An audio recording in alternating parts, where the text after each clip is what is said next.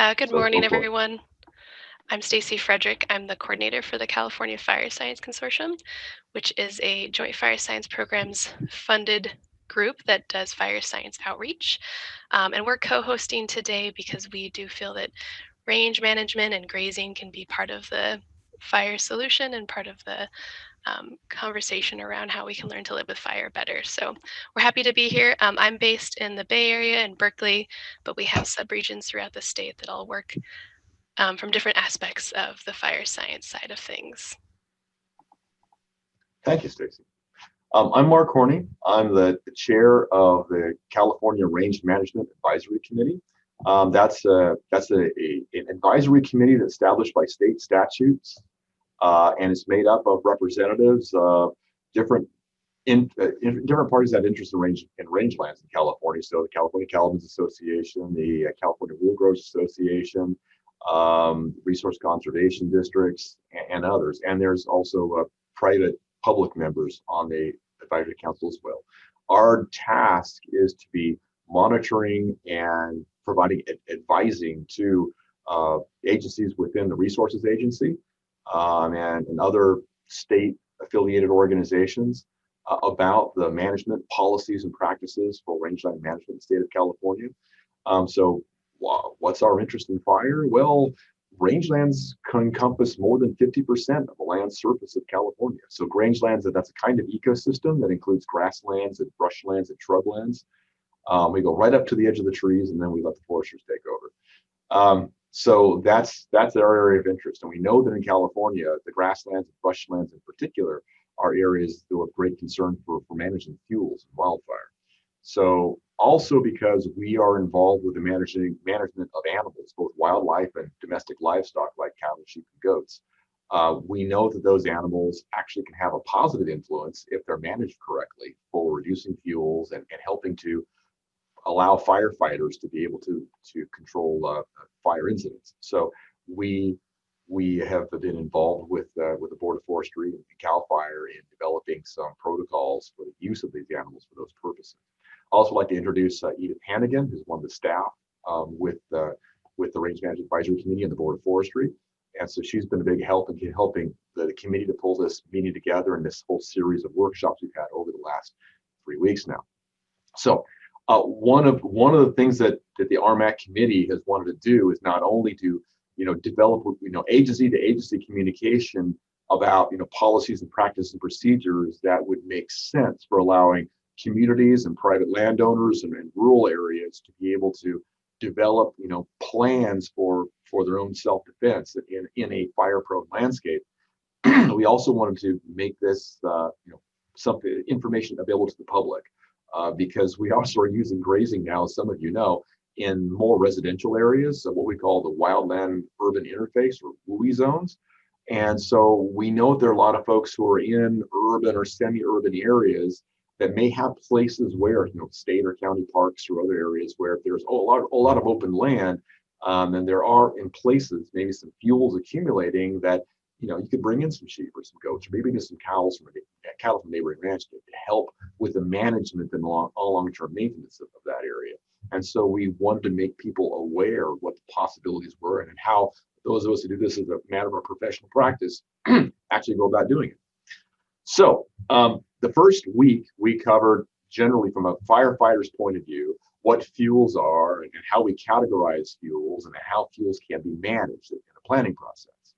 Last week we covered animals and grazing and how those can be used as part of a larger program for managing fuels in an area to help to, well, not totally fireproof, but at least bring fires that may break out down to a level that is manageable safely by firefighters and others. Today we wanted to talk about, so for those of you who are living in areas where you know that fire is part of your landscape, we wanted to talk about what resources that private citizens, community organizations of different kinds, counties and cities have to turn to get some expertise from and assistance in planning how to manage those fuels in your environment in a way that will help to protect yourself, your property, your neighbors, and make it safer for the firefighters who live and work with you to protect you, should that be called. So we've got a number of people on the lineup today who are going to talk about different dimensions of that. And I'm going to introduce them just as soon as I remember to actually mention the tools available to you in the webinar. So under this webinar format, you in the audience cannot directly interact verbally with the presenters, the panelists. We do have a Q&A button down there, and we invite you to please, as we go along today, if you have questions, please put your questions or your comments into the Q&A. You've also got the chat line that you can do as well. So the staff and I are going to be keeping an eye on all that as we go along. So our speakers will be responding to your questions in the Q&A, and then some of the rest of us might too, if we think we've got something useful that we can add to it. And so please, we invite you to do that. And then after this ends at noon, we're going to have another session, which you should all have received an email from me a short time ago that gave a link to another Zoom channel. And at noon, we're going to roll over to that other Zoom channel, which we opened up and allow everybody to interact and discuss with each other. We've invited some folks from the Great Plains part of the United States to come join us on the Zoom. So we're going to talk about cultural practices, how communities have learned to deal with fire. And California communities have for a long time lived with and dealt with fire, but we're not the only ones. And so in the Great Plains of the US, so from Texas all the way north to the Dakotas, there has long been a tradition of people living in rural areas developing what they call prescribed burn associations, and actually deliberately implementing burns for the management of fuels. And so we invited some of those folks to come and have a chat with us and tell us a bit about what they do and how they do it and how they're able to do the practices that they have. So that'll happen. Then we'll have a discussion, have an open forum during that noon-hour period. I've talked too long, so now I'm going to pass the baton over to Matthew Shapero, who represents the University of California's Cooperative Extension Service. And Matthew's been involved in these prescribed burning associations, which we also have here in California as well. And they have a long history going backwards into time where they were known as range improvement associations. So Matthew, I'm happy to now be quiet and let you take over the screen. And so I introduce and give you Matthew Shapero, who actually he works for UC Cooperative Extension in Ventura and Santa Barbara counties as a livestock and natural resources advisor. Thank you, Mark. And just a few minutes ago, you urged me to explain a little bit more about what cooperative extension is for those of you who aren't familiar. Cooperative extension is a piece of the University of California system that's a little bit sometimes hard to explain, but I frequently describe it as the agricultural wing, agriculture and natural resources wing of the university. We are not campus-based, but county-based. And there are academic advisors who have a variety of subject expertise.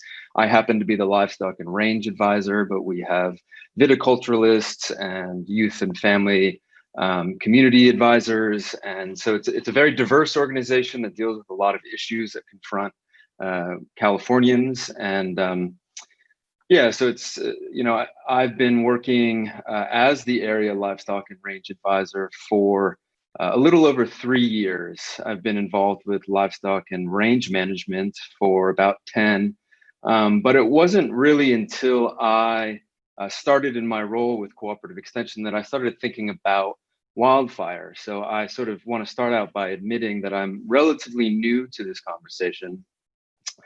But I think that Armac and Mark in particular asked me to present today in part because I'm a student of history. I appreciate sort of understanding sort of where we've come from, but then also in the 3 years that I've been in my role, I've had the benefit of participating and being a part of some blossoming sort of grassroots community-based solutions to what I'm calling the wildfire problem. And so today, in the 20 or 25 minutes that I have to present to you folk, I wanted to talk about 2 topics. The first is what I'm calling organizing around controlled burning.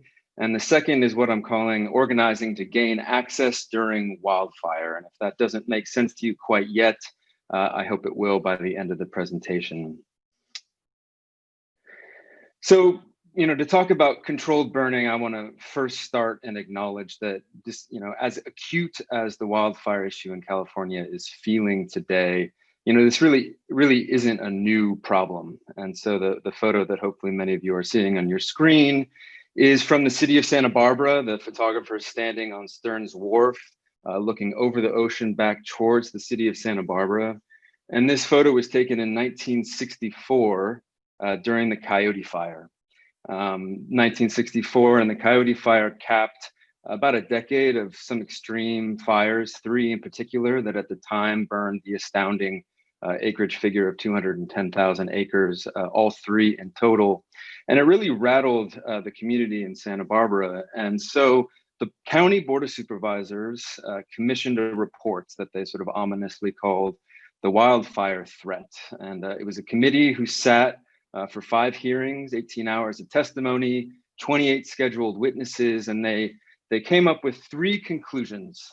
And one of the 3 conclusions is that controlled burning needed to be a tool for land management, and it needed to be encouraged.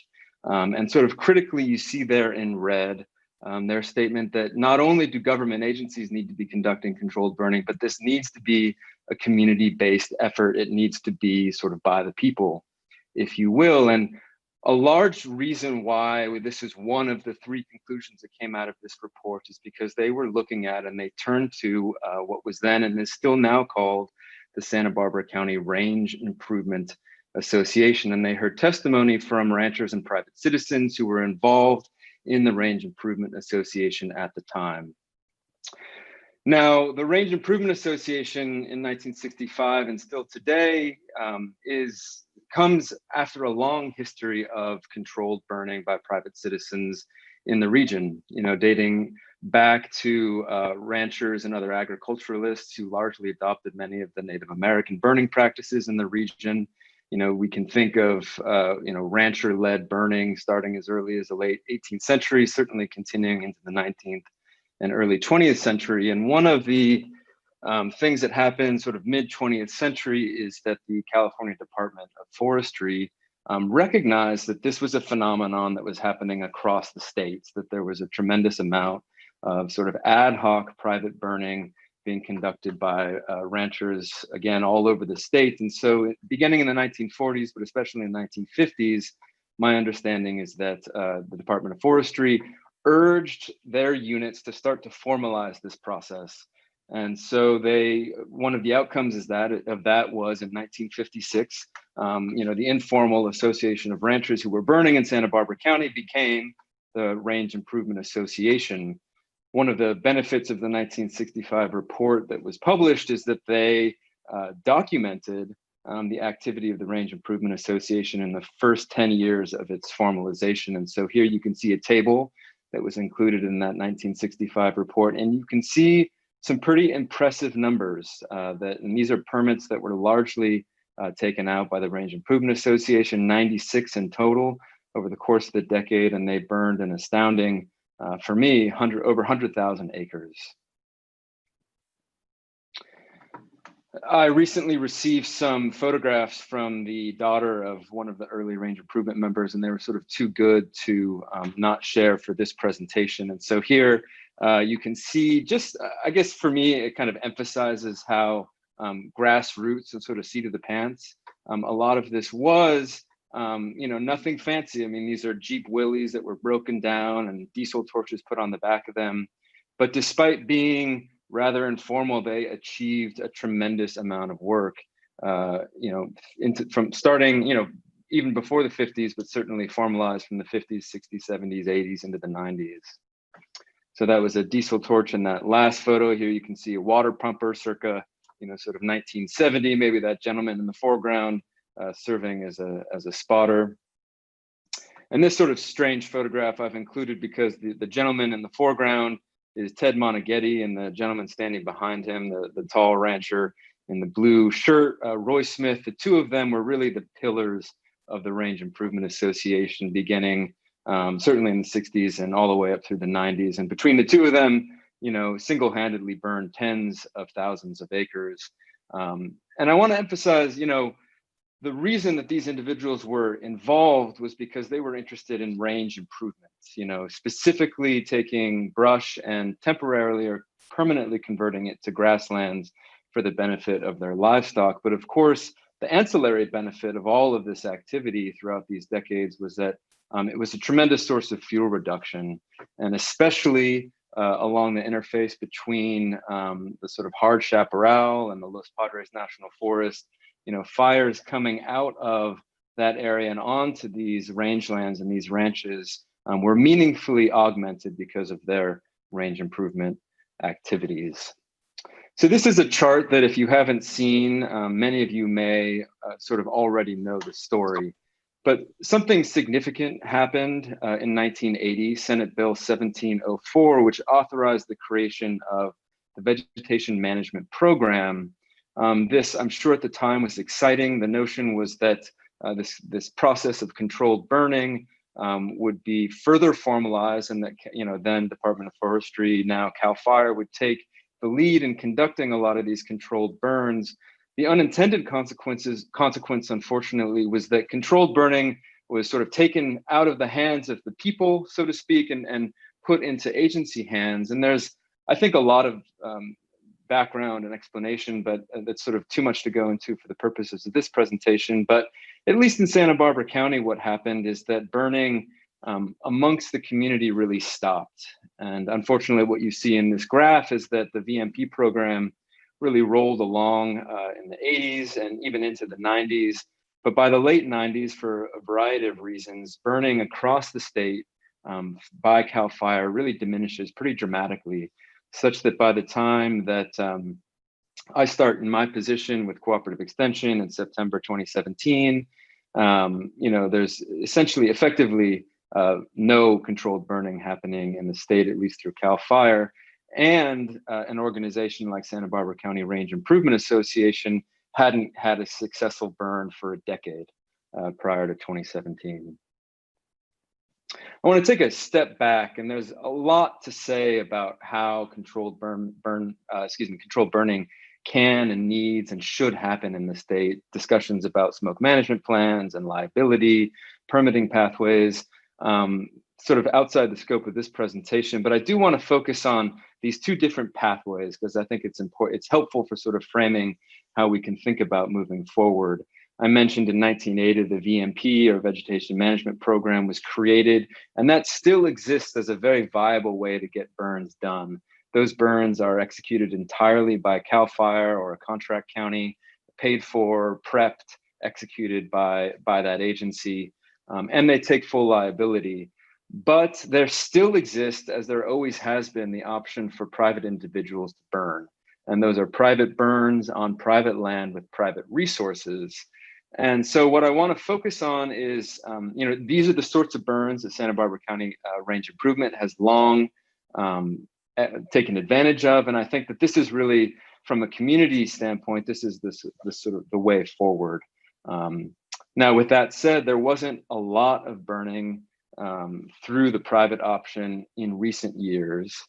And this may be different for other folks, but from where I stood and stand on the Central Coast in Southern California, a real watershed event, if you will, occurred just a couple months into my tenure with the Thomas Fire. Well, I guess first with the Tubbs Fire in October, and then the Thomas Fire in December.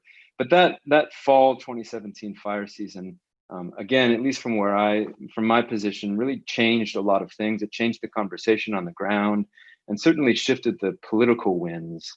There was discussion amongst the Board of Supervisors that were calling meetings again, talking about the need for controlled burning.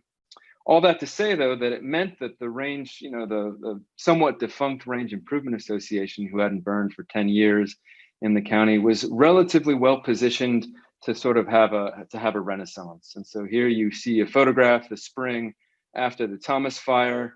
I like this photo because it really drives home, again, just sort of how ad hoc and grassroots these efforts sort of need to be at first. Here we are jammed into the back of a diner pre-COVID. And you get a sense of the people that are involved. So we have a soon-to-be married couple. We have multi-generations with a nephew and an uncle. Ralph there on the right has been burning in Santa Barbara County since the 1970s. Billy and Tracy in the foreground, I believe both over the age of 50, started burning in the county with their fathers at the age of 5. So just to say that it takes a small but important group of folks with, in our case, we had the benefit of a fire history, but that's not a requisite for getting these sort of projects pushed through. I have to laugh. These meetings are almost always by definition small. It takes a lot to ask a rancher or private citizen to come out and talk about the tax collector. But when it finally comes down to burning and burn days, the group expands in the way that you need it to. And so this is an image from actually just a couple weeks ago. This was a 210 acre LE7 private range improvement burn. Again, I like this photo. If you knew the individuals, you could see that standing here is, a representative from the Air Pollution Control District. We've got county fire representatives, and I'm going to talk about just how critical that relationship is. This is a funny photograph because I have a very similar one from 2 years before, and you can really see all the ranchers on one side of the photo and all of county fire on the other. And here, at least I'm beginning to see a little bit of mingling. So, I mean, those bridges are really being built even just in the last 2 fire seasons that we've had working with the Range Improvement Association. So what did it take in Santa Barbara County to kind of rekindle this effort? And I want to start by talking about the private landowners. Really, ultimately, this is a private effort, and so it requires buy-in from private landowners. In our case, it's mostly ranchers who are interested in range improvement, again, with the ancillary benefit of fuels modification.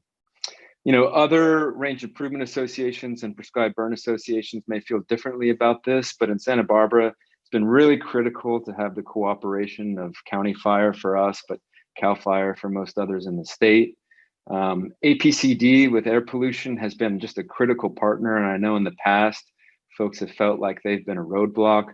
And from in my experience thus far, especially after the Thomas fire, down here, APCD has been well on board with supporting these sort of activities, and that's been really, really important to getting these burns done.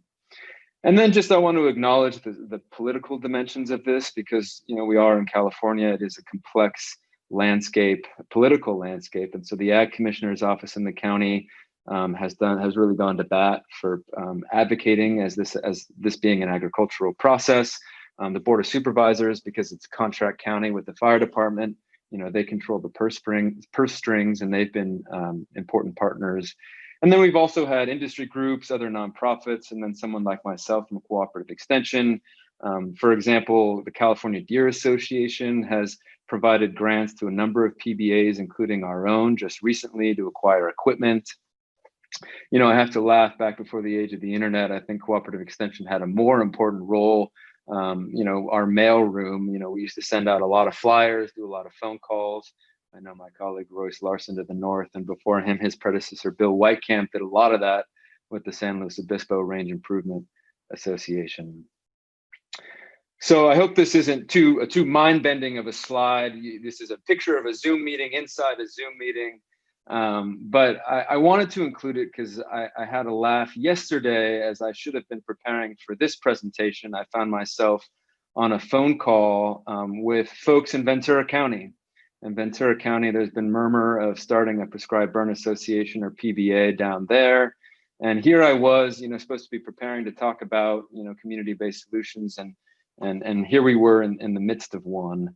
Someone on this call yesterday said, how do we start, or when do we start the PBA? And another person sort of said, well, I think we just did, so it starts pretty simple, pretty small.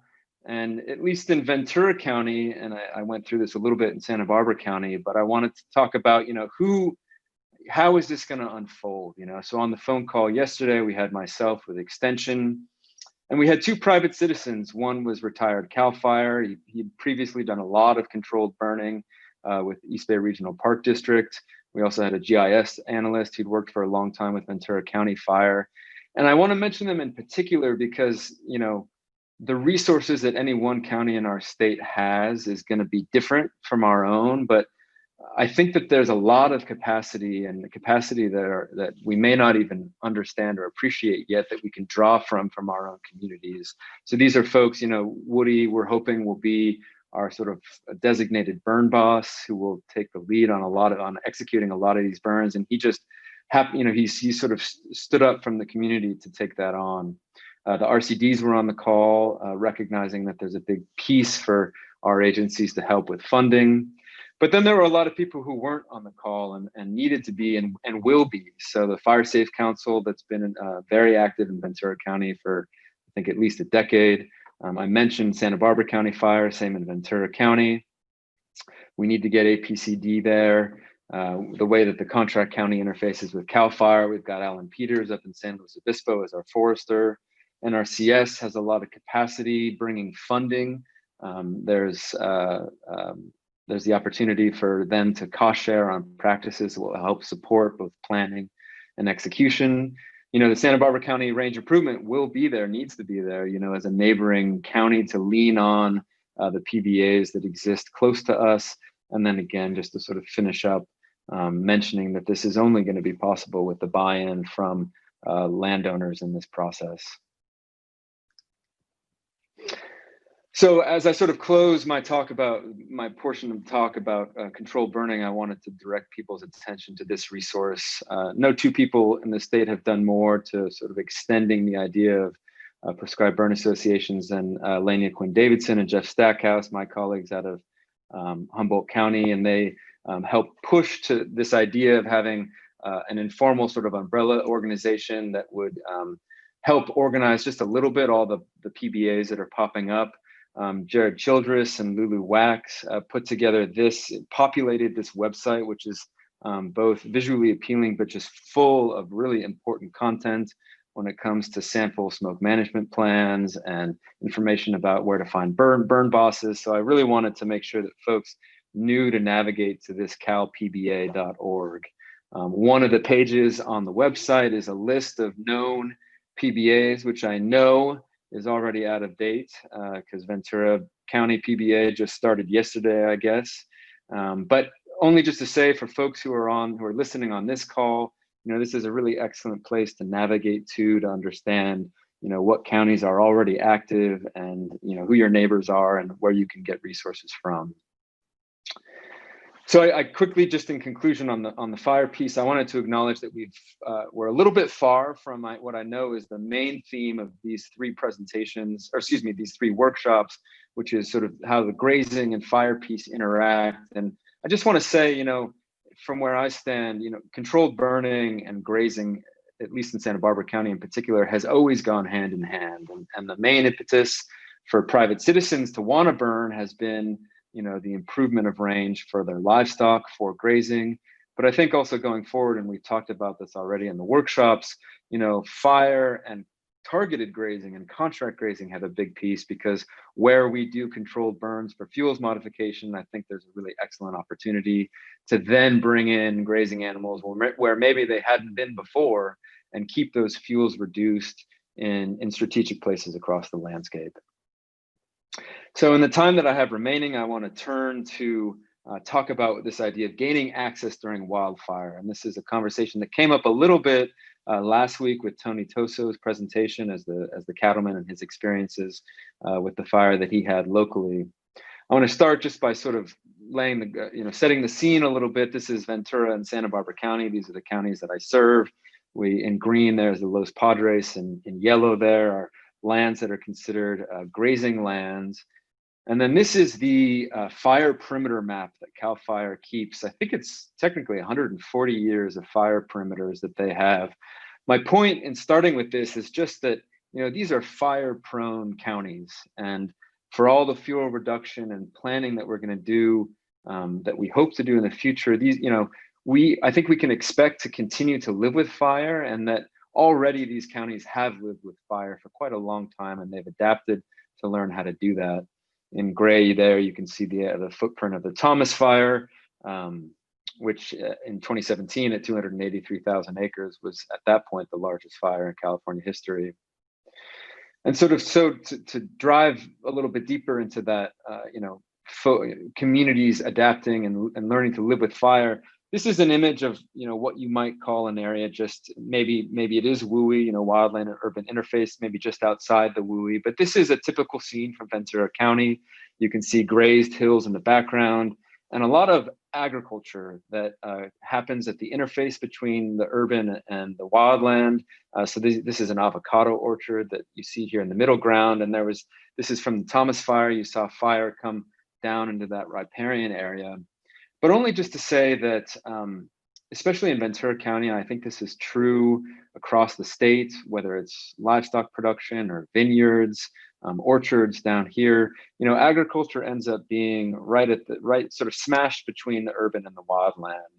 And for many, this is agriculturalists have experienced this for decades, and in Ventura County, at least starting in the 80s, especially after the Weir fire in 1984, there was a discussion that began about how we can mitigate the impacts that agriculturalists experience during fire. And one of the lowest hanging fruits was this idea of access, this idea of, when fire incidents occur, there's a lot of areas of the county that get shut down, roads that get closed, and this is a huge impact to ag, who need to either rescue livestock or water livestock or irrigate orchards.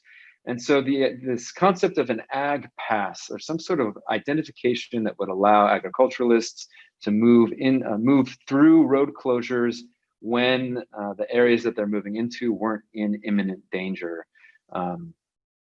And so there you see an early image of what an example ag pass card in Ventura County looked like. But just to review, the purpose of the ag pass was before a fire to identify owners, operators, managers of commercial ag. So this is not necessarily for hobby horse owners or folks who have backyard chickens. This is for commercial ag to be identified to emergency first responders.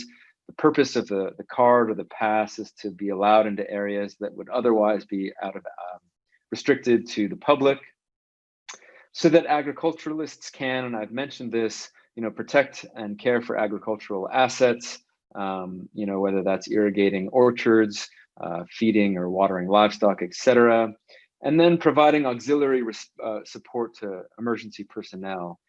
And this is a piece here that came true in the Thomas Fire in terms of helping firefighters locate roads and water points. I do want to emphasize here that the purpose of the Ag Pass is not so that agriculturalists can continue to conduct normal ag operations. I know recently up in Sonoma County, there was an issue with harvesters for the grape harvest being allowed to harvest during the fire and being exposed, maybe not directly to flame, but to smoke. That's really not the purpose of the Ag Pass here. It's really on an emergency sort of critical basis. And a few things that have, really the purpose and the power of the Ag Pass is that it needs to be sorted out before disaster. I know some ag commissioners' offices across the state have had success on an ad hoc basis during the disaster to help folks gain access, especially with livestock transport. But the idea here is to formalize the process and have it be codified before the disaster. A point I want to emphasize is that having an Ag Pass doesn't necessarily mean you get to go through a road closure. It's always at the discretion of whoever is at the road closure. You can see the fine print at the bottom of the second page talks about that a little bit. And I want to mention quickly just two additional considerations that are related to the Ag Pass that as we're trying to push this into Santa Barbara County now, and there's good discussion there in terms of instituting a program, but two additional things have come up, which were sort of piloted in Ventura County. One is this idea of training. So there being something of a bar, not too high, but something that helps folks who get these Ag Pass to know, basic fire behavior, basic communications.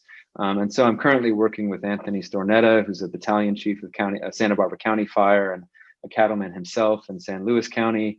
And we're talking about what a doable training program might look like in order to access this Ag Pass card itself. And then the second idea is this ranch plan. And this is something, again, that Ventura County piloted. But what it is a way, maybe not necessarily a requirement of the Ag Pass, but an addendum. It's for folks to map out their ranch or farm in a way that's relevant for fire professionals. So here in the map, you see, water points, propane tanks, homes. And the idea here is for this actually to be uploaded into CalFire or County Fire systems, so that they're able to pull this up on their iPads when they're fighting wildland fire, so they have better and quicker access to navigate these relatively remote, sometimes, farms and ranches. And so only just to say that these two pieces made the AgPass program sound even more appealing to officials up in Santa Barbara County. I'll conclude by saying that all of this work has been done with Max Moritz, who's a wildfire specialist at UCSB. And this is a screenshot of a publication that is being released in like a couple of weeks. And so this really walks through with in more detail, with sort of nuts and bolts, how you might think about establishing an AgPass program in your community. We feel strongly that this is really better suited to a county-based approach rather than a state approach, because the personalities, personnel, and the agencies can vary so much between counties. So hopefully this document, if people are interested, can walk people through what that might look like. So I hope I haven't run too far over time, and I'm happy if there's time to take questions. I'll definitely be around for the 12 o'clock hour Q&A session. So with that, I'll thank you all for your attention.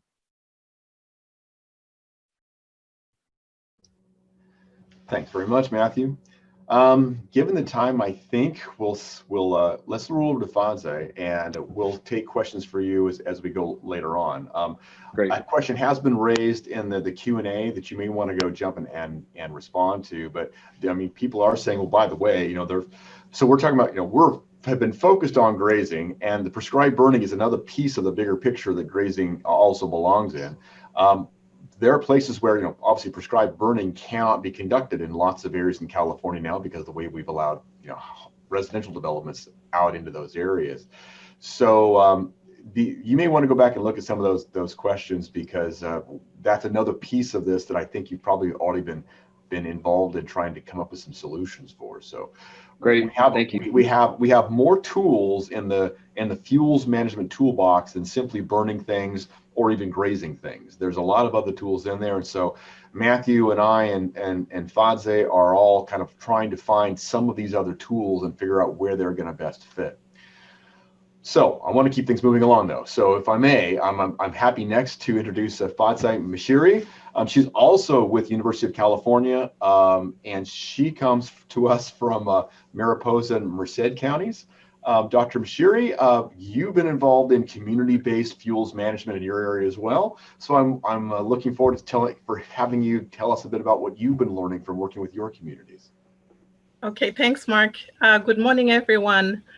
So I'm going to talk about a couple of efforts that are going on in the Southern Sierra region that are community-based to control fuels management.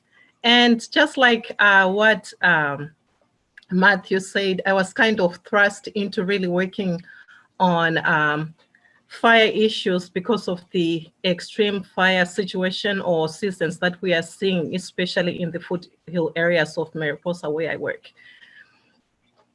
So just to kind of show you the projects that I'm going to discuss, I'm going to talk about two different efforts. One is through a project that's CalFunded that I'm working on with two of my University of California colleagues, Rebecca Osran, who is a livestock and natural resources advisor from Fresno and Madera, and Susie Coker, who is a forestry advisor based in the Central Sierra counties. So with this project, we're really trying to promote the use of prescribed fire in Southern Sierra. And the two ways that I feel like we've used to really cultivate this community-based fuel reduction process is through our collaboration with Southern Sierra Prescribed Fire Council. And also we are, just like what Matthew is doing, we are also trying to facilitate the formation of the Prescribed Burn Association in the 4 counties. The project that we're working on is covering, which is Mariposa, Merced, Madera, and Fresno. And I also just wanted to kind of discuss this county-based effort that Mariposa is doing to really kind of coordinate efforts in terms of fire risk reduction within the county boundaries. Oh. Okay, so with the Prescribed Fire Council collaboration, with the Southern Sierra Prescribed Fire Council collaboration, my colleagues and I are working with them from the beginning when we really conceptualized the project application. For some of you who might not be aware of what a Prescribed Fire Council is, it's like a body, an organization that's formed by different organizations, state organization, federal agencies, as well as private agencies or workers and individual people that are interested to work collaboratively to promote, protect, and conserve and expand responsible use of prescribed fire. And the Southern Sierra Prescribed Fire Council jurisdiction extends from Alpine County all the way to Kern County. So they cover, or they try to do their work within those 15 counties there. And the vision of the council is to expand the responsible use of fire for the benefits of human and natural communities in the Southern Sierra region. This is one of their visions that they just developed within the a strategic plan that they recently completed. And their purpose, which really aligns so well with our project objective, is to promote and facilitate an increase in the responsible use of fire as a management tool. So with our project, where we're trying to promote prescribed fire fuels reduction and vegetation management, we really saw a lot of synergistic potential with us collaborating with the Southern Sierra Prescribed Fire Council. And one of the reasons was that the Prescribed Fire Council was formed, I think, in 2013. And so they already had a network of people and organizations that were interested in prescribed fire application on our landscapes. And we felt like if we could tap into that network of people, learn from them, as well as also contribute to their education, at least we are starting at a platform. We're not starting from ground zero. So we felt like that was a really beneficial thing for us to do, benefiting from the network and organization that already was in place, was put in place by the Southern Sierra Prescribed Fire Council. And on top of that, also bringing our contacts into that dynamic, as well as the UCA and our expertise, the network of people who are experts in fire ecology and management and all aspects of bringing fire on the ground into that dynamic would really increase the impact that will make in actually beyond the 4 counties that we are targeting with the project. So the way we have done this collaboration is through hiring with the grant funds that we got. We hired a community education specialist through UCCE, and the person is working as the Southern Sierra Prescribed Fire Council coordinator, mainly to improve their capacity. One of the constraints that the council had was because most of these people are full-time employed in their jobs, it was really difficult for like a coordinator who is full-time employed elsewhere to really put time into getting work done on things like updating their website. So this community education specialist, who is the coordinator for the council right now, has managed to update the website and improved really on the educational content on the website. So the council website now is a really good source of fire education information. And she has also at least allowed or helped the council in finishing up the formation of the strategic plan that they've been working on for some time. And now it seems like this has helped them at least have a clearer vision and plans as to how they really want to accomplish the plans that they have in terms of promoting prescribed fire use in the 15 counties that they have jurisdiction over. And we have also helped them form or actually host 2 annual meetings where we have gotten over 70 people each annual meeting to come to the meeting where they have shared information about the benefits of prescribed fire, as well as the organization of the Prescribed Fire Council. So with this collaboration, we really feel like the work that we are doing in collaboration with them is going to increase the potential for sustainability of the work that we are starting with under this program, it being sustainable throughout the region beyond the life of the grant that we're working with. And next, the other aspect of community-based fuels management is through the formation of the Prescribed Burn Association in the 4 counties that we have the project in. When we started, we knew Mariposa County had a range improvement, vegetation improvement association in the 1960s, but it was not functional anymore. So from that, we knew that at least from my discussion within my county, I know the people were really interested in at least getting this Prescribed Burn Association going. But we really didn't know what shape it's going to take, considering we're going to work with four counties in this project. So we're just open to having those conversations with the communities that we're working with to really understand what kind of structure they were interested in really formulating and work with them that way.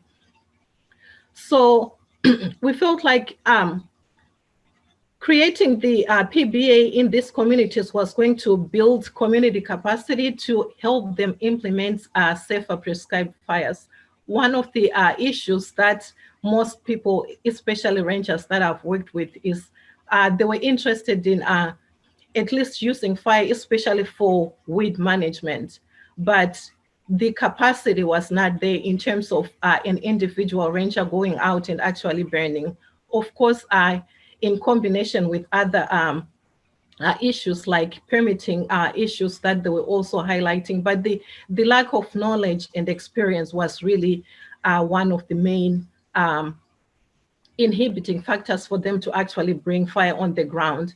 So just having that opportunity to actually bring larger groups with different levels of skills, different types of equipment, and bring larger groups together, I feel like it's really going to increase the, at least, comfort level of people being able to work together to bring fire on the ground.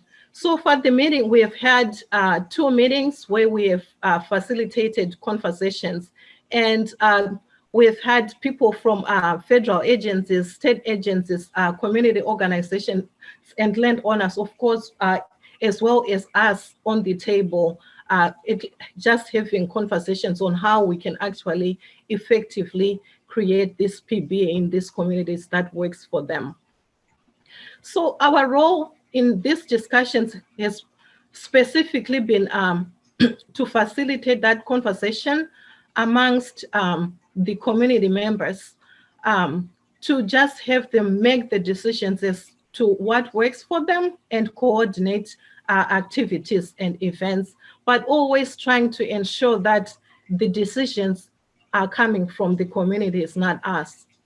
And also the other role has been to educate the communities, just like what I said, one of the limiting factors in bringing prescribed fire on the ground for at least the communities that I work with. And I believe, honestly, throughout the state is the knowledge, because in most areas, burning, private land burning has gone down over time.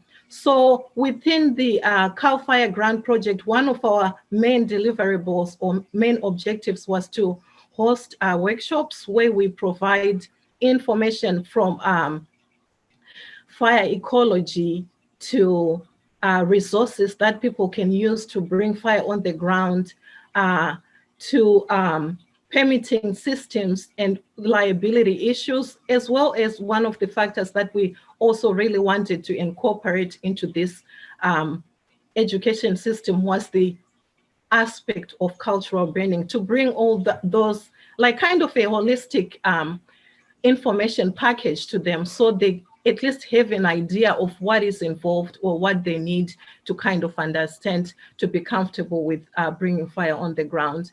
And in addition to the in-class or workshops, we also we're holding field demonstrations and cultural burn field days.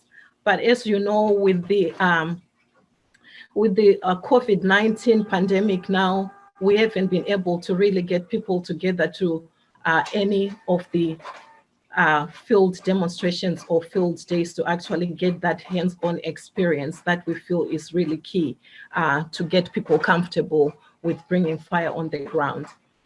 So the other aspect that we really just wanted to share with the groups that are interested in prescribed fire fire in the area was to bring them back, just give that historical perspective that these prescribed burn associations or burn associations exist in these areas before. So we have brought people that have had experience with the Mariposa Range Improvement Association, and they've talked to the groups, just sharing their experiences and what worked in the past within the confines of the Improvement Association that existed in the area.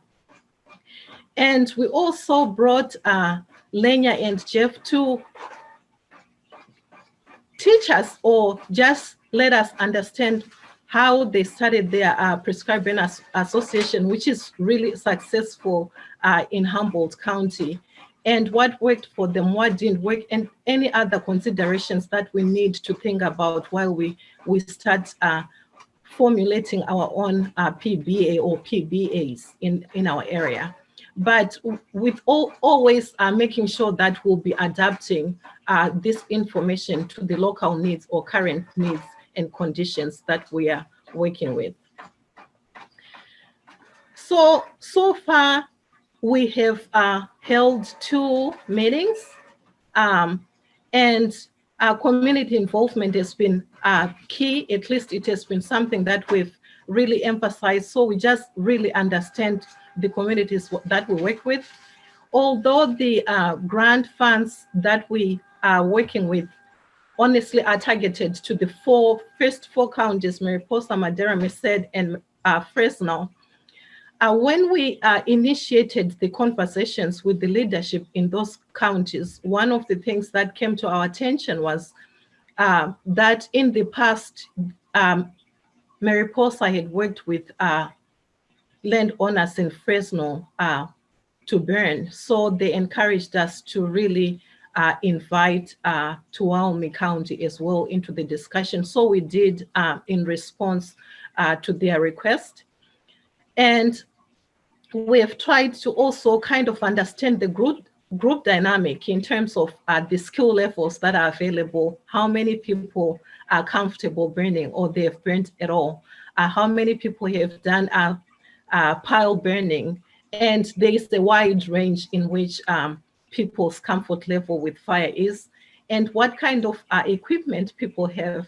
And just like what Matthew was showing, it actually emerged. One of our rangers has an old fire truck that they used to use in the 1960s to actually guard around the fire perimeters with. And he tells us that it's still functional, though old, but at least, so we kind of have an understanding of what kind of equipment we need to secure if we are going to really get this ball rolling in our region. And also just an understanding of how interested people are taking on leadership roles, because this project is being run as part of a short-term project. We really want the group to take leadership roles so that they can be sustainability in this PBA effort over time. And then also just collecting information about potential project sites that we can go and actually run demonstrations or field days on to get people hands-on experience. In the meantime, before we get the PBA formalized with leadership roles in place, we have asked a few people to volunteer as leaders that work hand in hand with us initially to organize the field days that we are trying to organize for people to have hands-on experience.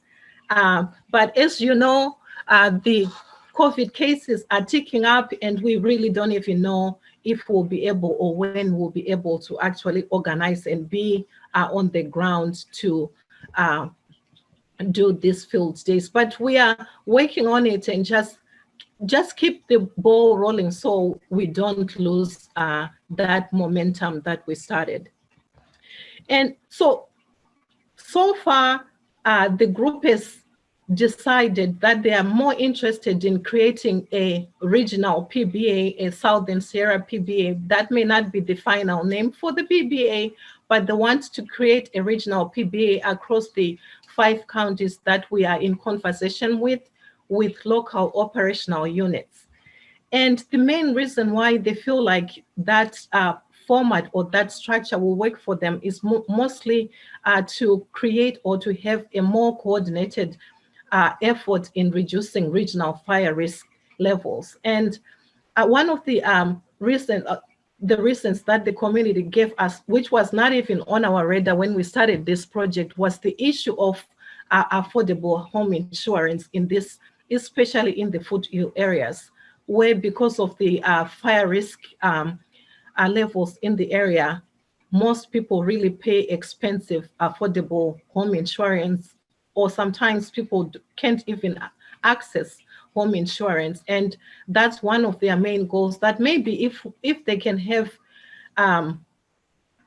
more or less uniform reduction in fire risk levels in the region, the access to affordable home insurance would improve that way.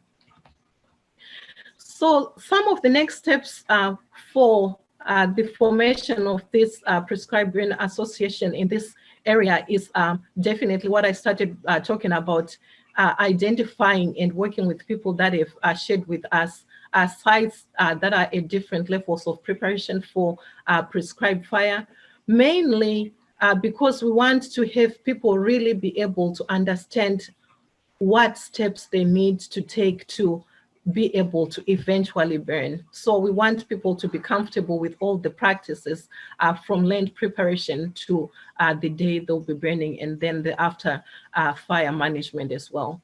And since we're working with the Native American tribe, we also want to find sites that are interested in cultural burning so we can expose people that are interested in that aspect of prescribed burn or cultural burning also to them, because there are so many people that are not necessarily within the confines of the Native American boundaries that want to understand the cultural burns as well.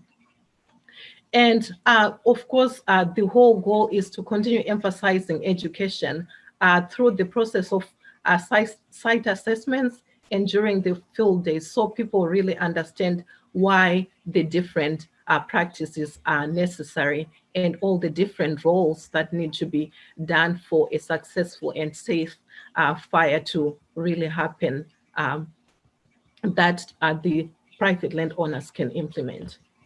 And we will continue to recruit more PBA members in the region. So far, we have up to 70 people on our mailing list that have shown interest in the PBA in the region that we're working with. The burn boss certification or training is really important for us because we don't really have anyone who has that kind of certification to kind of spearhead and help us get started in that way.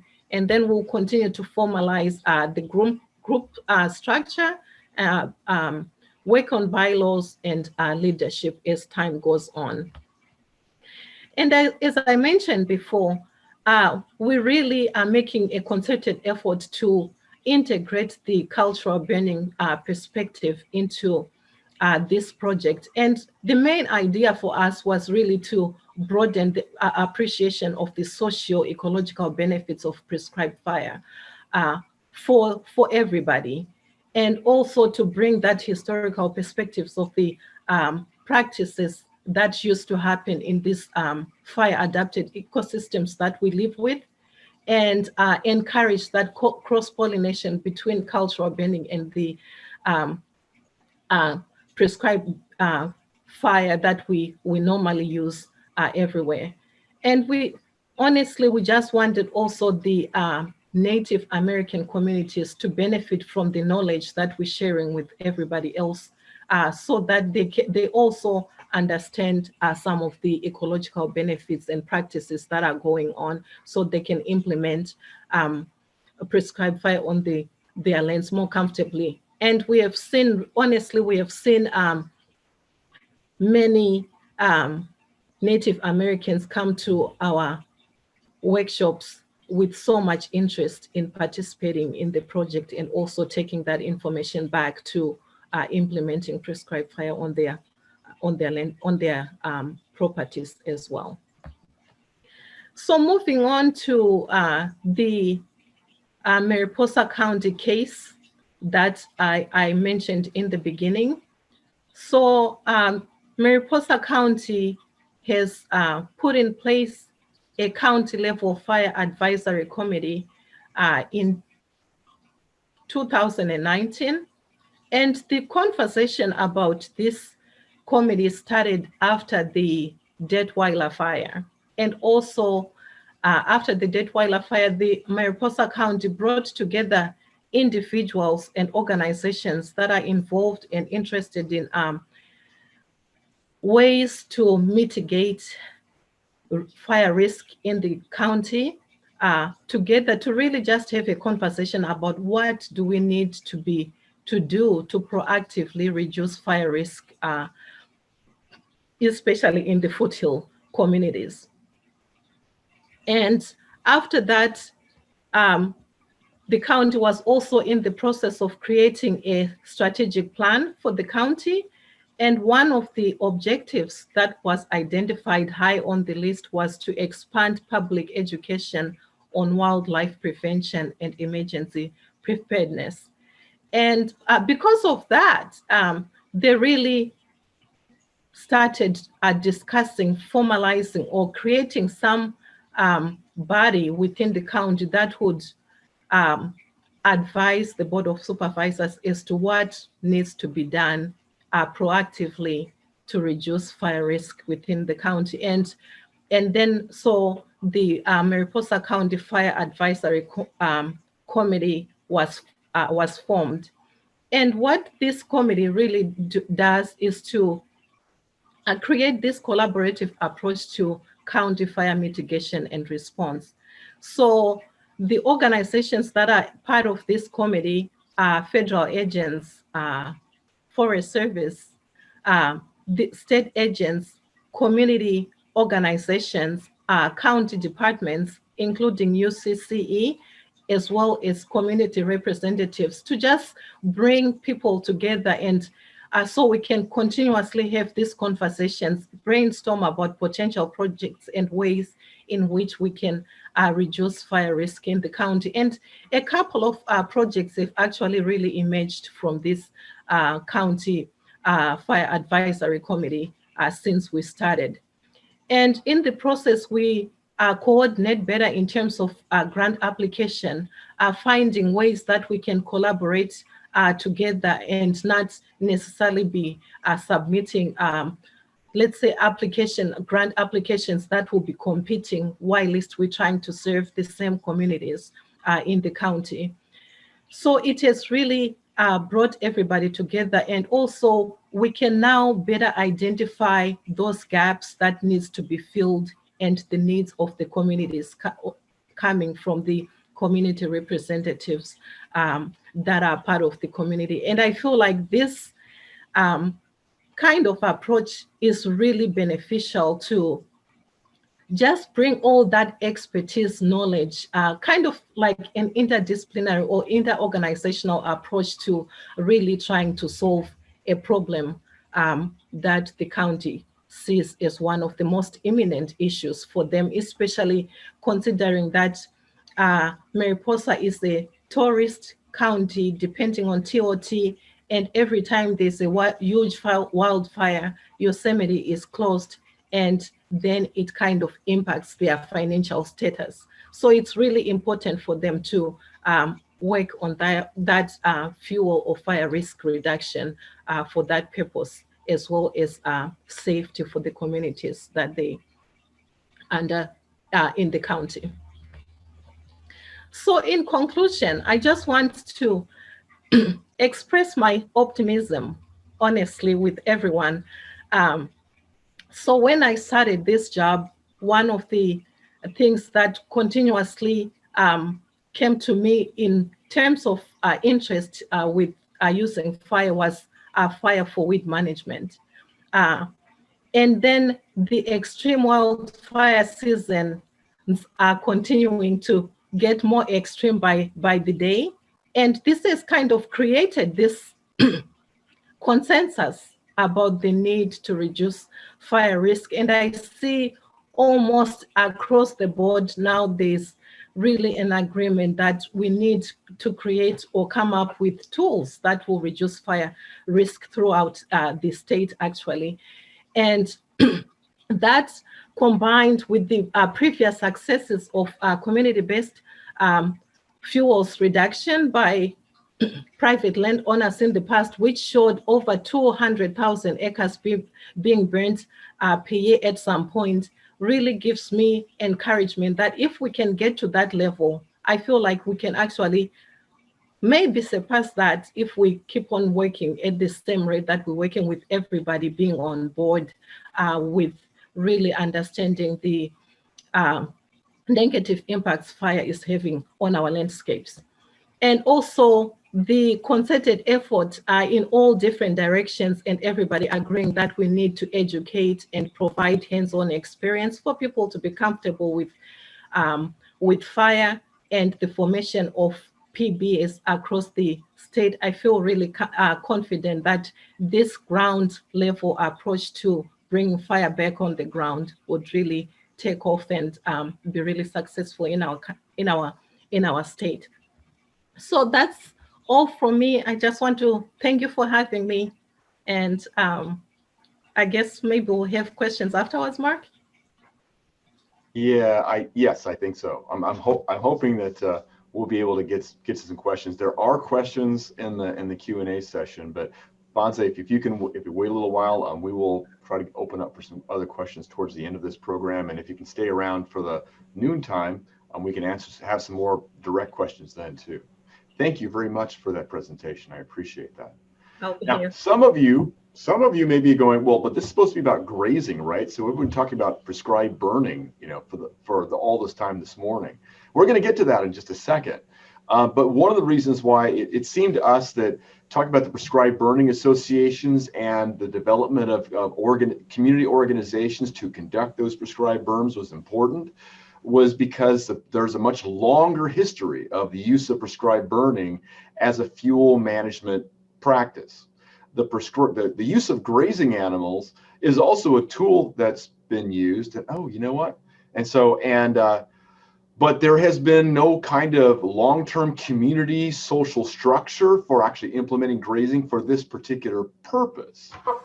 Okay, so that was actually in circulation among the California Department of Forestry and Fire Protection back in, I believe, through the 1980s and early 1990s. I think this was in circulation.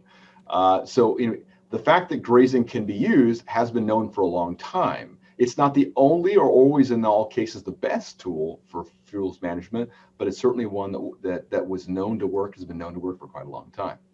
With that, I'm going to break my share, and I would like to introduce our next guest speaker, Dr. Stephanie Larson, who also works for the University of California Cooperative Extension, up a little bit further north of me along the Central Coast.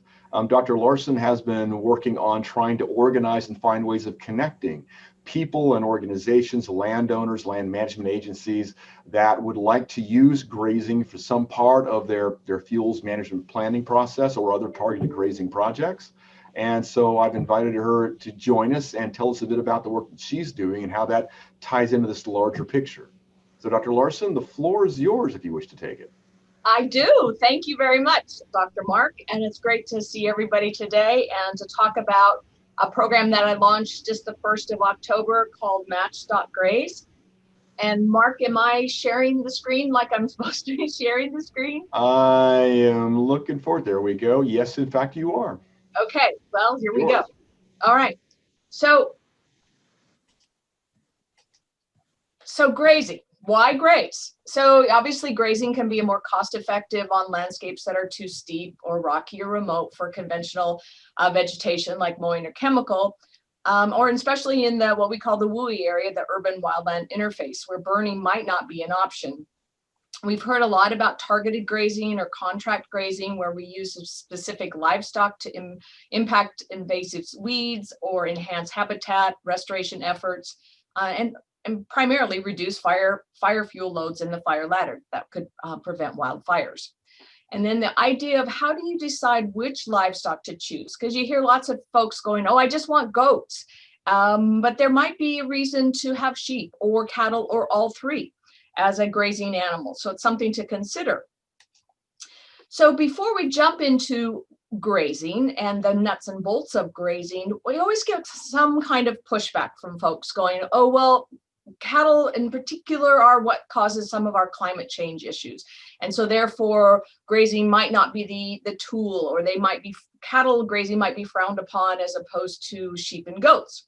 So from a carbon and GHG perspective, why should we graze? Well, studies which tracked soil carbon sequestration and finishing beef systems showed that managed grazing results in net carbon sinks. Grazing reduces fire fuels, thus reducing the severity.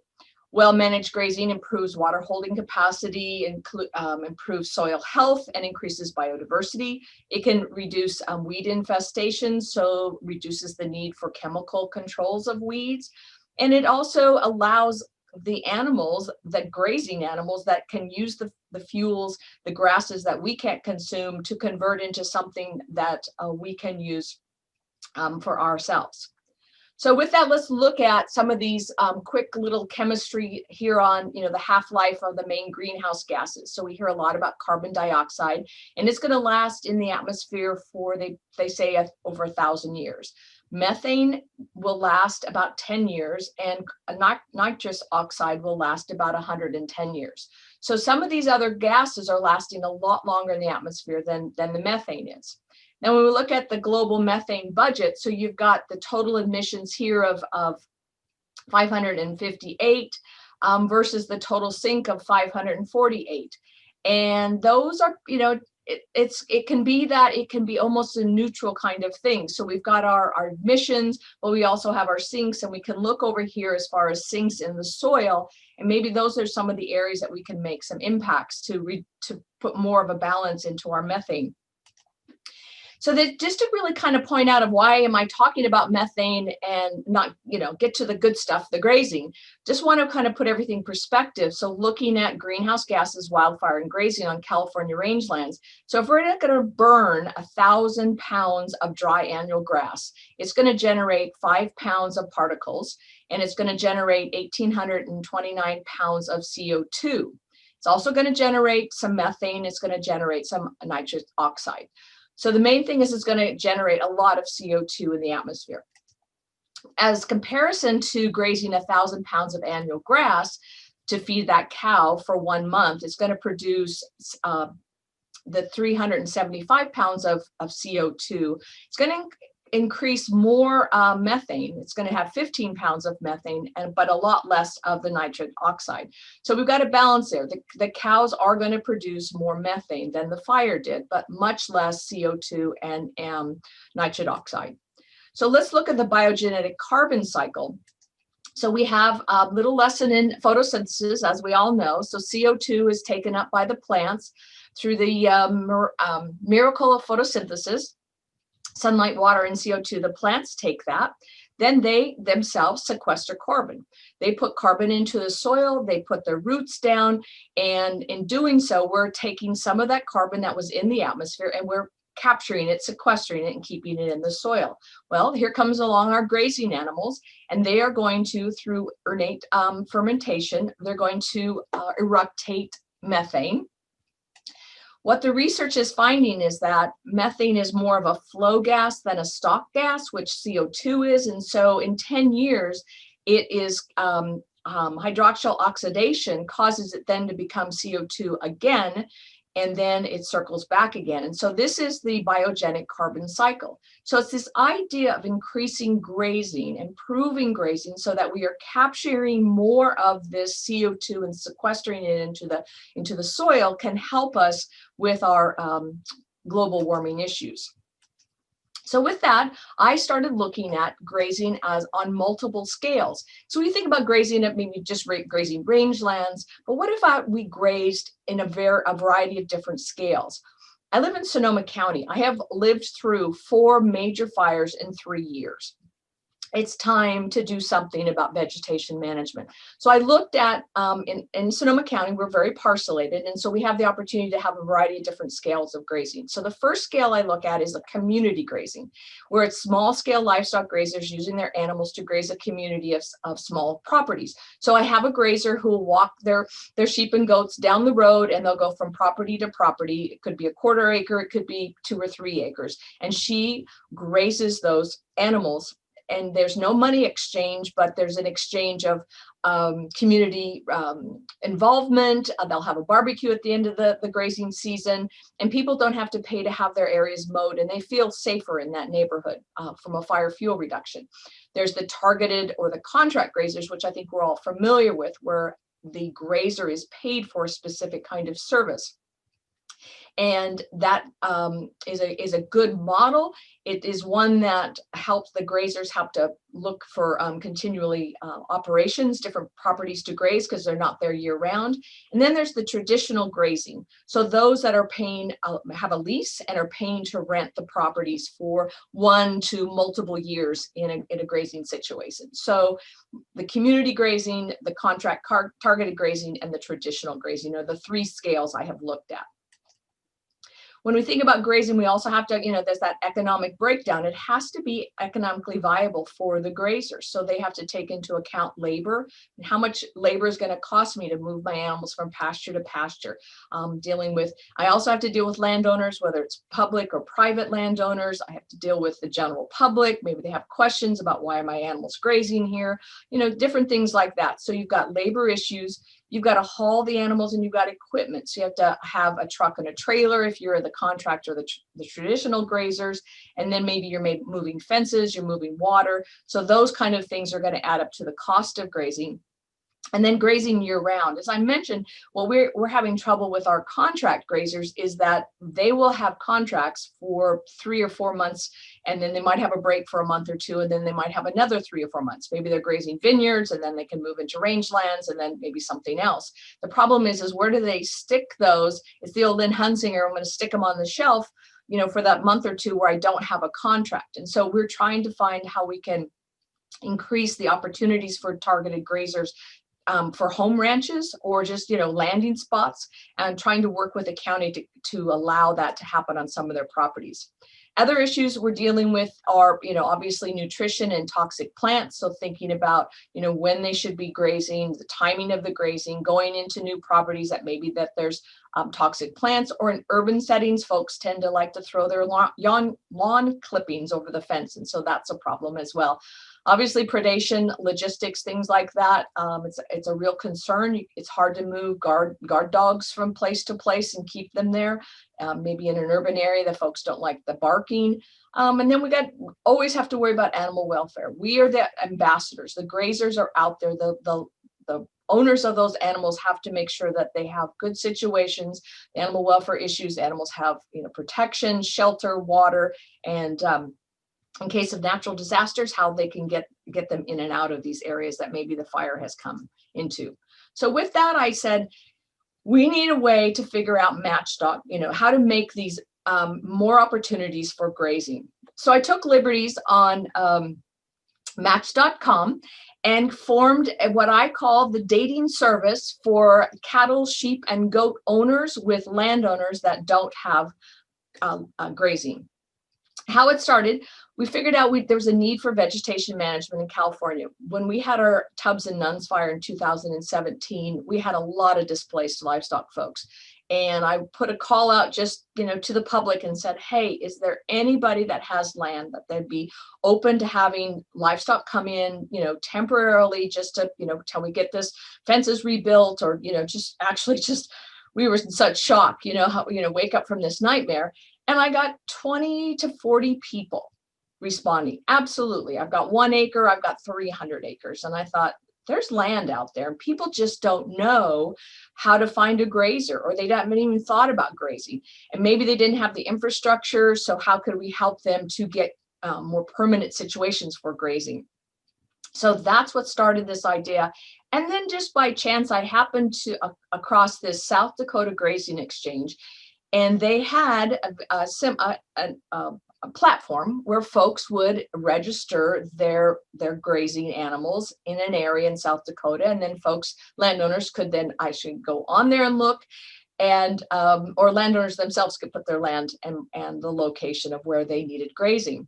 Thus came the match.graze. I said, we can do this in California, and we can work to preserve and enhance natural resources, manage fire fuels, sequester carbon, and support local agriculture.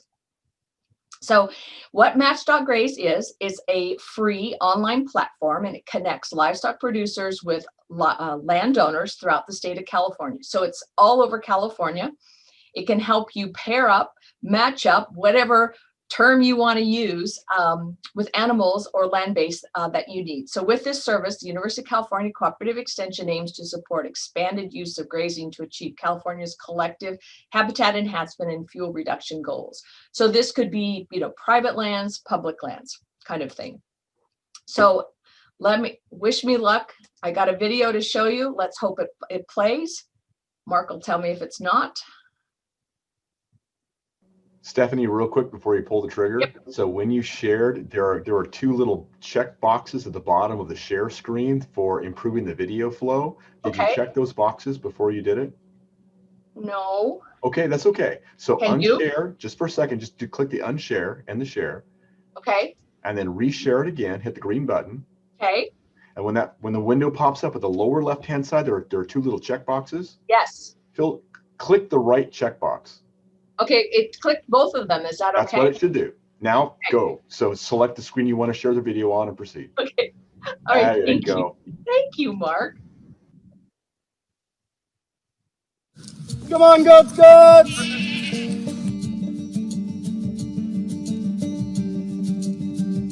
So I've noticed on several fires, including some extreme fires such as the Tubbs in the Pocket, that a fire has more or less stopped at the edge of a grazed pasture or plot.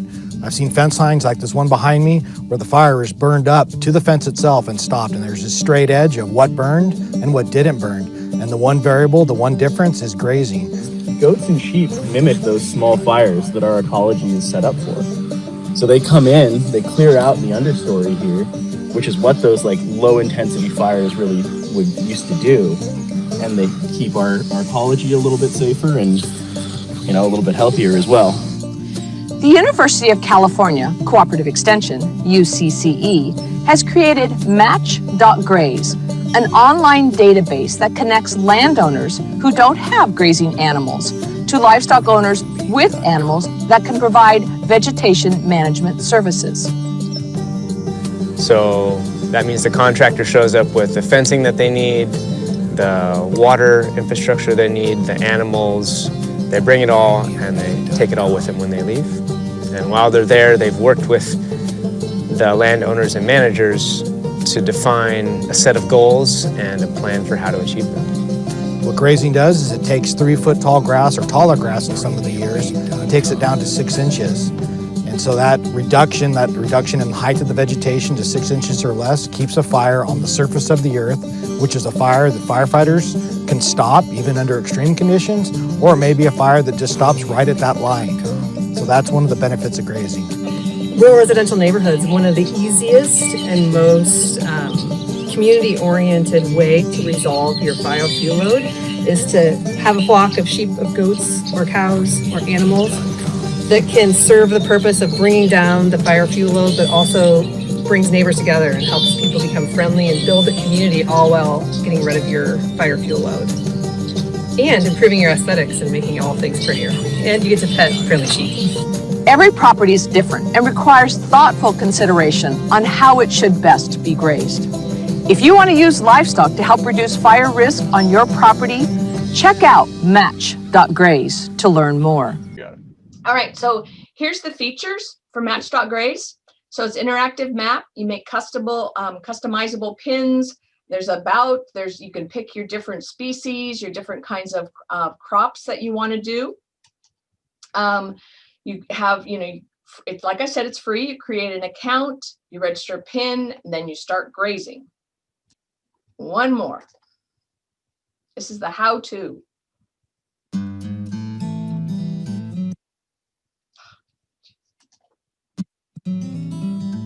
Do you have cropland, cover crop, pasture, or crop residue that needs to be grazed? Or do you need extra grazing land or forage for your livestock this year? Let's say that you have land, but how do you find and connect with people who have the livestock to graze it? Or that you have livestock, but how do you find and connect with people who have the land to graze? The University of California Cooperative Extension, or UCCE, has created match.graze, an online database that connects landowners who don't have animals with livestock owners who have animals that could provide vegetation management services. At UCCE, we believe that grazing can protect lives, homes, and property while increasing overall soil health. It's easy to get started. Start by visiting matchgraze.com. Create your free account by clicking the Create Account button in the top right-hand corner of your screen. Enter your name, email, and phone number before creating a password and accepting the terms and conditions. With that, you're in. Now it's time to get matching. Here in the dashboard, you will be able to register a new PIN, access our About page, and find additional resources and information about grazing. Let's start by creating a personalized marker or PIN for the interactive map that will represent your business. For livestock, you can choose from cattle, sheep, goats, or other. For land, you have the options for pasture, native, crop residue, cover crop, or other. Enter the address of where the land or livestock are located. Then click on Geocode using Above Address to drag the pin to your general location, if you do not wish to provide your actual address. Then follow the prompts to fill out the rest of the details about your business in the fields below the map. Note that fields with asterisks are required. You may also choose to add a photo of your business if you like. However, this is optional. Accept the terms and conditions, click Save, and you're done. Users will now be able to find your business on the map and reach out to you via the contact information associated with your profile. Every property is different and requires thoughtful consideration on how it should best be grazed. If you want to use livestock to reduce fire risk on your property, check out match.graze at the matchgraze.com website and learn more.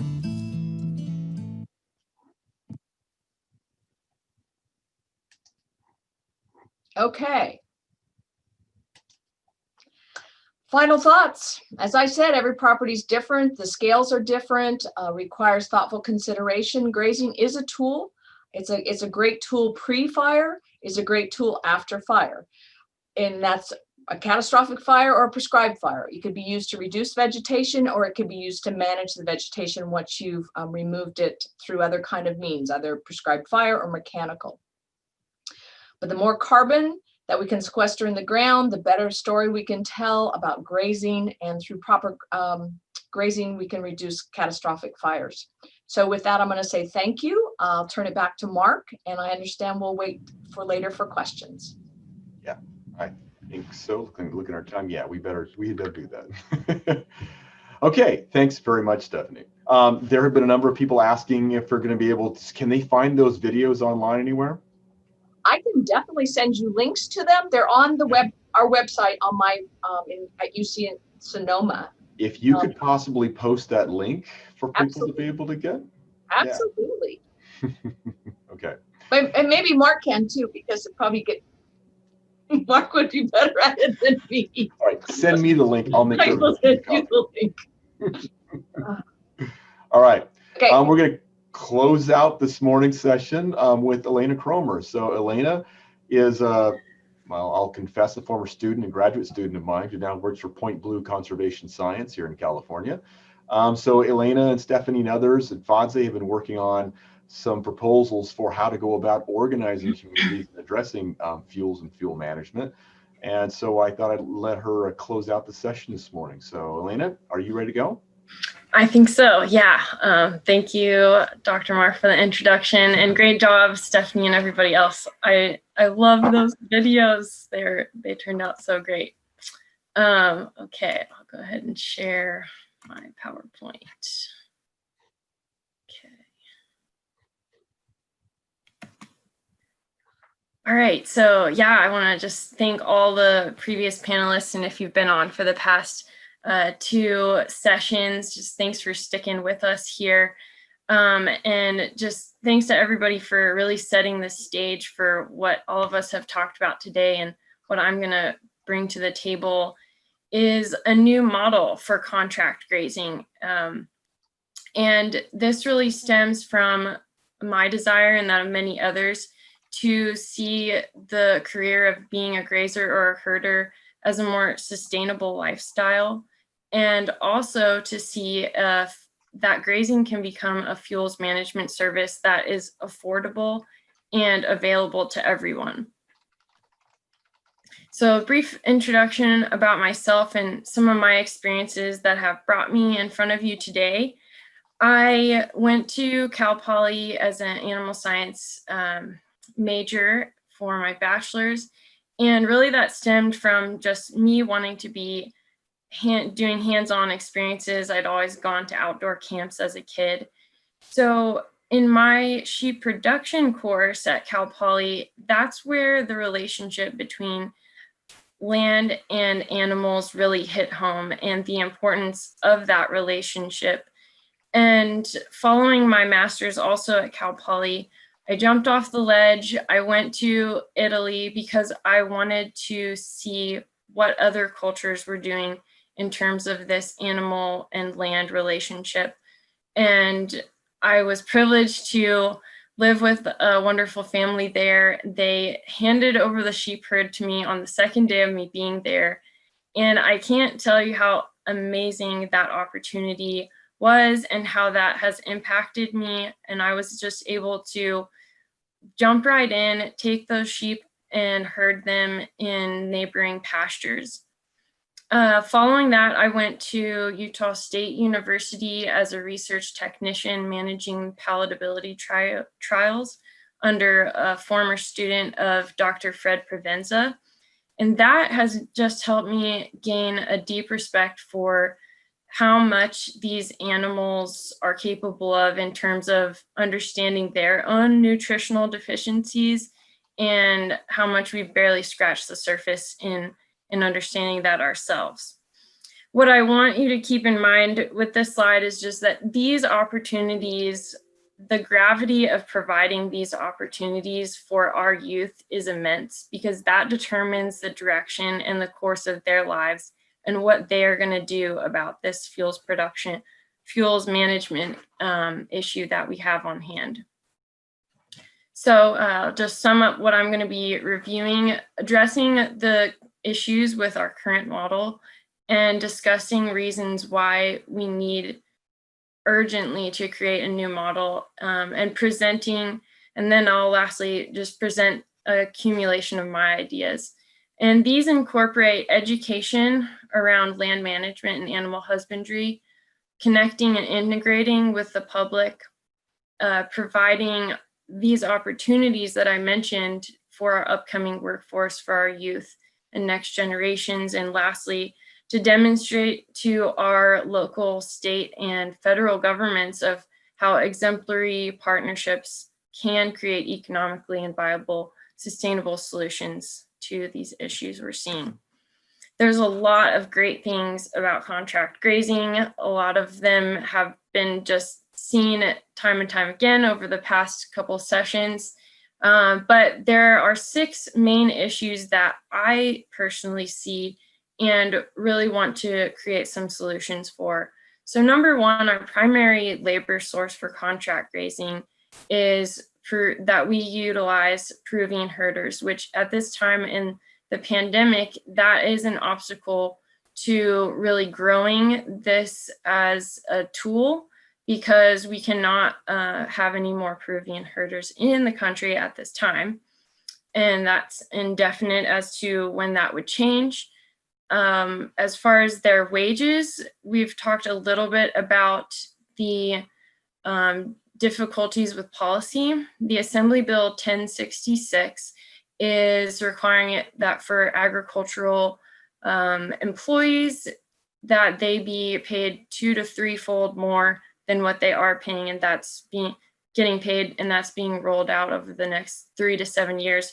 From what I understand it, correct me if I'm wrong, anyone after the presentation, but essentially that is the cost, and what is going to be paid is going to be increased for people working overtime in the agricultural realm.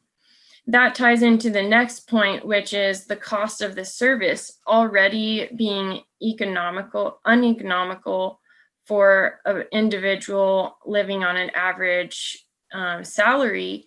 It's going to become all the more uneconomical when the Assembly Bill 1066 is rolled out. There are funding assistance options through programs such as the NRCS and state funding through the Healthy Soils Program. However, I find that they are not often utilized, and in some cases avoided, because staff do not know how to use them. And this can be a real frustration. It does show that the research is there because those practices have been developed, but this could be utilized a lot more. I think another issue too is that the cost share still does not cover enough of how much it costs to do this practice. And additionally, our workforce, our own American people, for them, the reality is that tech jobs are more attractive, are going to really help a person on an average salary to cover the costs of their living. And people either don't know that being a herder or contract grazer is an option, and definitely don't see it as a main source of income. Lastly, of the Americans that do want to start contract grazing, it can be an entirely daunting task, not having a good mentor in that, not knowing where to find a good mentor, and struggling to find a home base, as Stephanie mentioned, transportation costs, etc. So I want to jump into why a new model. I see this being so pivotal because unless we change the lifestyle and business model of contract grazing to become sustainable and economical, it will never be adopted as a large-scale tool, and therefore grazing will not be seen to the larger eye as an option for fuels reduction. But there is a desire for it, and we need to merge that gap and fill that gap.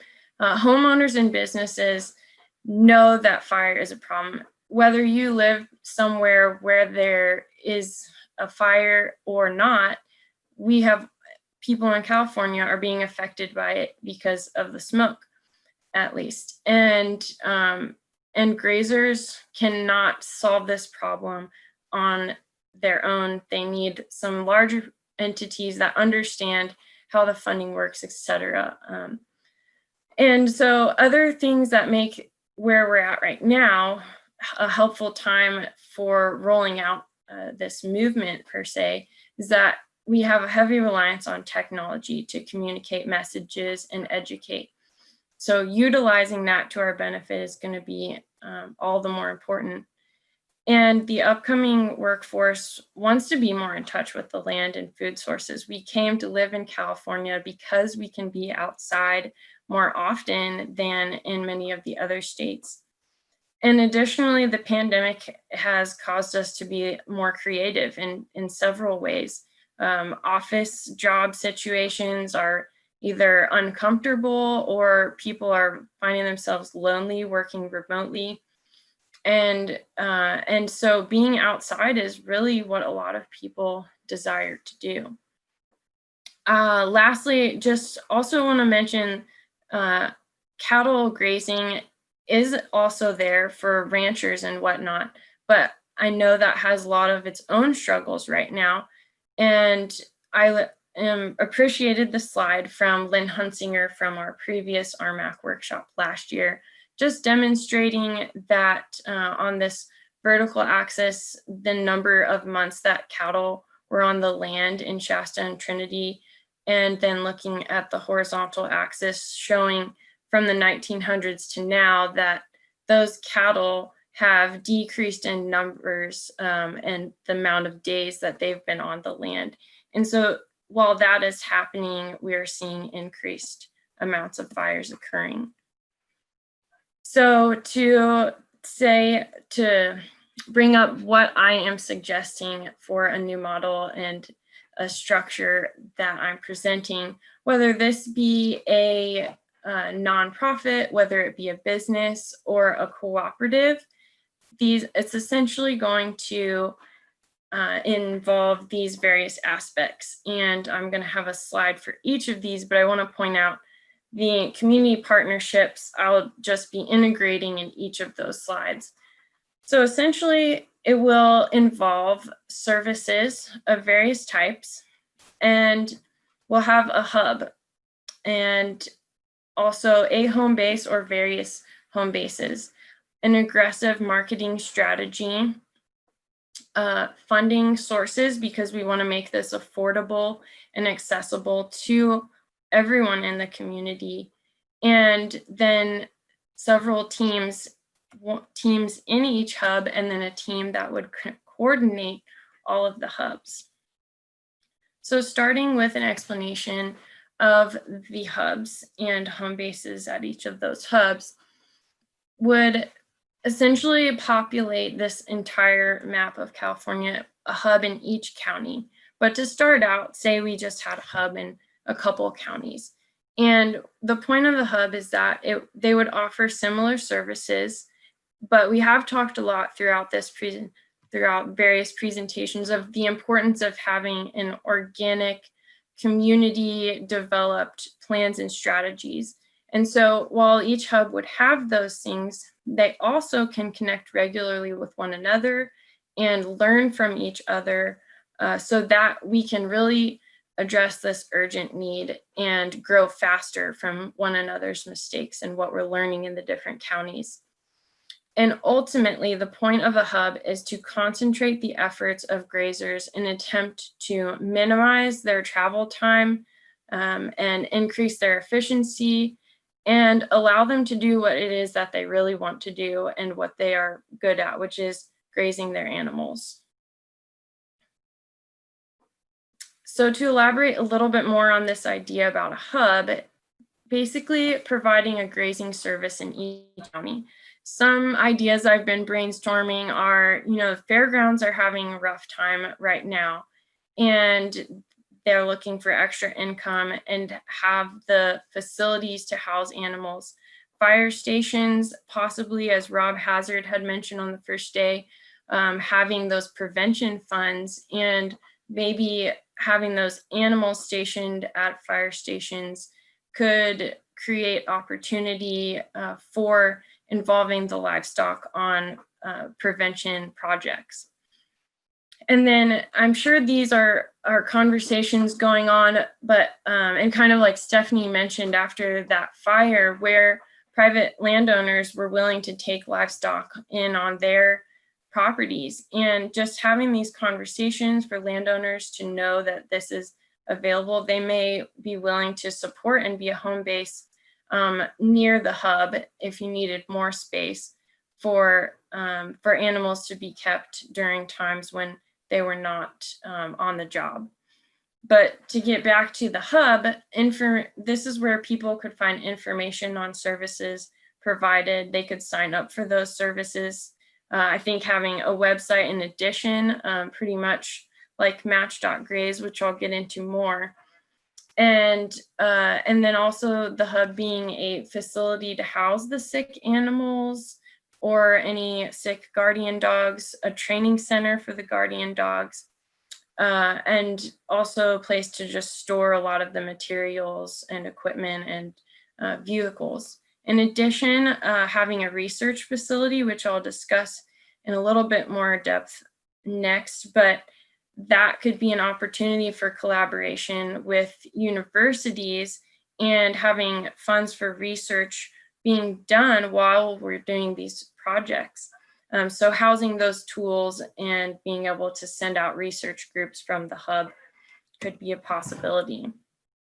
So the main point here with the main service coming out of the hub being the vegetation management service. Now the picture I have on the right depicts Mariposa County, which is where I am located currently. And if you're not familiar with how grazing animals have managed themselves former to human colonization, and then how livestock managers move their grazing animals around in the modern day, typically in the summer months, the animals will follow the green up of the plants, and they will go to the high country where it's a bit cooler. And then in the sorry, I think I said the wrong thing. In the summer months, they'll go up there. And in the winter months, they will come down to the foothills, and where it is a little bit warmer than it would be in the high country. And that is where those grazing animals are also following up the green up of the grasses. And then the hub is the star here. So the animals would be able to cycle through properties, being able to hit properties 1 to 3 times per year, whatever seemed most appropriate. And this is similar to what successful businesses are doing right now, or successful contract grazers. But the difference is that it's more concentrated and it's more efficient. So, and then additionally having the hub as a place where that lambing group can go in the time so that they're not lambing out on the job.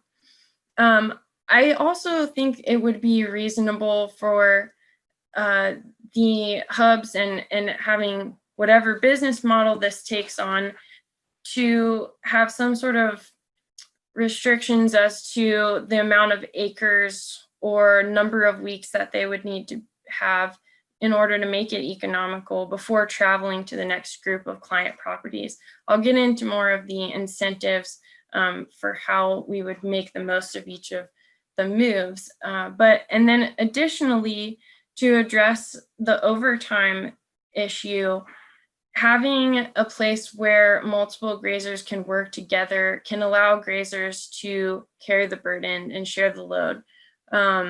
They can take shifts while the animals stay in their location and continue on their rotation through the properties.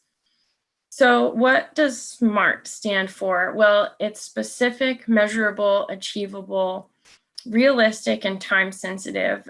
As a group and RMAC, I believe that we need to have a goal. What is the goal of pounds of fuels that we want to reduce with grazing? We know that a small ruminant such as a goat may consume about 5.6 pounds of forage per day. With where we're at right now and our capacity, how many pounds of forage are available to be used? to be removed? How can we make the most of the animals that we have? And what does that mean for each county? I think these are the questions that can help us really start nailing down some actual steps and moving in the right direction.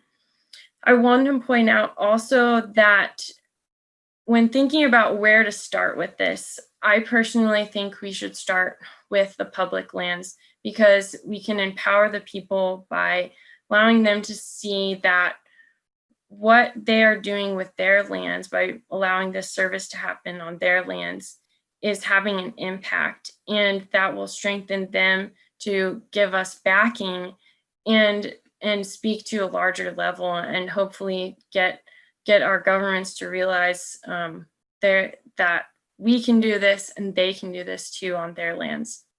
And essentially this is beginning, I think the first steps would to begin as a cooperative of several existing contract grazers. We're stronger together, and eventually that can lead to, as we're oiling the cogs in the wheel, eventually increasing herd numbers and sizes and increasing our capacity. So to get back to the hub and the services that would be offered through that, in addition to the vegetation management, we could host land management workshops such as this one, have grazing academies where we can train the next generation of grazers. We can have interns or apprentices go out in the field with the contract grazers and learn that trade. Additionally, partnering with the institutions, having in-house veterinary services and land and livestock management. Also the monitoring component as a research project, and not many landowners may know how this carbon sequestration could reap them monetary benefits. We don't know for sure what's going to happen with that, but this could be a big incentive for them there. And additionally, as I mentioned, providing those opportunities to our youth and sparking their interest, providing school field trips, and then having a restaurant to showcase that we are turning fuels into food and fiber products. And so at each hub, you would have a team of contract management and coordination team. When I first saw Stephanie come up with match.graze, it kind of all bloomed from that. And I'll get into this more in the next slide, but additionally, we will have grant writers, basically a fundraising team, and grazers as they're taking shifts or whatnot can also lead courses and work in other aspects of the team, and having an aggressive marketing team, and then the apprentices and interns where they could work on any of those teams. So where I really saw match.graze coming into this and growing something larger out of that is that it would help to map those grazers and facilitate their moves to be more efficient, and so that multiple grazers can really tackle an area together and increase their efficiency. An opportunity that I thought about for this is the UCANR Ag Ombudsman position. That might just be the UCCE, but that could be an opportunity for the coordination of these different projects, and then improving by basically concentrating the efforts of the grazers, as I mentioned, and providing some advice on what would be the appropriate livestock type and whatnot, basically what match.graze is doing right now. In addition, providing some well-written legal contracts, just doing the steps that are all the things that we don't really need our contract grazers to be focusing on, allowing them to focus on more of what it is that they're good at doing. And so to also address how we can make this affordable to people, with all of these services, the educational component and whatnot to this, I believe that we can sequester funds from more than just the community members. And I have a couple ideas for that as follows. As Rob Hazard mentioned, the prevention funds, working to see how we can get those rolled over, university support and research. Chico has an ordinance where people are supposed to manage their fuels, and if counties can provide opportunity as this opt out of grazing or opt in service, and people could pay an annual fee. I do think that there should be some sort of investment on the landowner's part. And additionally, private philanthropists that see this larger problem having some discounts with companies and whatnot. My last thing here, marketing. I really think this is important. If you haven't heard of the rule of 7, basically people start paying attention to something once they've heard it 7 times. And starting to get a team and some strategies for how we can get this out to the masses. There's a lot of misinformation out there about what not meat and so on. And I have at the bottom there, the Bush Burger showing formerly fuels, now food and fiber. As I also mentioned, some incentives for landowners if they can get their neighbors on board, offering a reduced rate to them, and early adopters kind of can get grandfathered in, things like that. We can start having conversations about. So that's what I have. Squeezed that in. Thanks for being patient with me. And if this is something that you want to be a part of and making this happen, helping the wider public to know about what we all are doing, I would love you to join me, and you've got my email. You can contact me there. So thank you, Dr. Mark, and everyone. Thank you, Elaina. All right, ladies and gentlemen, that does bring us to the end of this hour. So the plan is next. So Stephanie's out, or Stacy's out there. So please, if you would, take just a moment, follow up for 4 or 5 minutes and get do the survey for us. It really does help us, honestly, because we need to know what your feedback is about the value of this series of workshops, including today. And it helps us in a number of other ways, including with the California Fire Science Consortium. So please do the survey.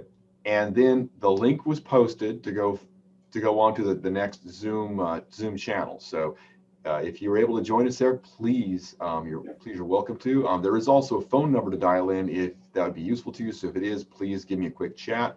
I'm going to move over there in just a couple of minutes, and we have some folks in the Great Plains who are going to be there and tell us a bit about their program of doing pressurized burning in particular. But I think we're going to open up and have conversation with everybody. So by the way, Elaina, I think you've got a question or two down below, so you may want to check that before you go.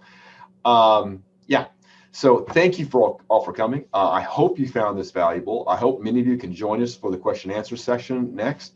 And please follow up with us. RMAC, we do have a website online. This is our second annual workshop series. This has gone really well. Hopefully, if we get good feedback, we'll continue to do more, because there's so much more on this topic and many other topics that we'd like to bring up for public discussion and have these workshops continue. So thanks again. Wish you all good health and a good rest of your day.